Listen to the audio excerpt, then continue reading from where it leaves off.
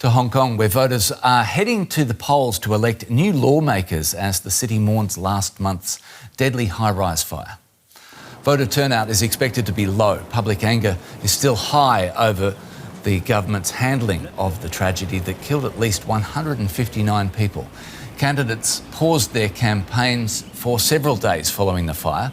Hong Kong's electoral system was overhauled by China to only allow vetted candidates to hold office. Well, for more, I'm joined by DW East Asia correspondent Rick Lowett in Taipei. Good to see you, Rick. Election days are cherished in most places around the world. What's the build-up been like to voting in Hong Kong this time around? Well, to give you an idea about how people feel about this election, the turnout as of 3:30 p.m. local time was about 20%. So it's projected to be about 30% by the time polls close. And that's compared to about twice that, 60%, before Beijing overhauled these elections. The mood going into these elections, of course, has been very somber. There's a lot of grief over that fire, but there's also frustration over warnings that weren't listened to, that materials used in the reconstructions of those towers contributed to the fire, and anger at the government.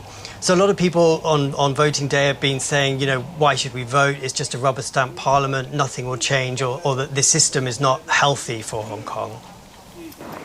Rick, Beijing only allows vetted candidates. Do voters really feel that they have real choices? Well, that's right. Since 2021 and after those massive pro-democracy demonstrations in Hong Kong, that system's been completely overhauled.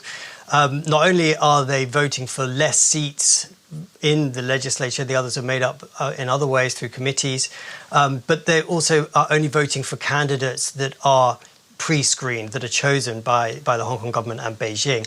So really the only choice that people in Hong Kong have is whether to vote or not, and that's probably why Human Rights Watch has called this a sham election. But that's also why, of course, the government here is keen to get people to come out and vote, to give the parliament and to give the government some legitimacy.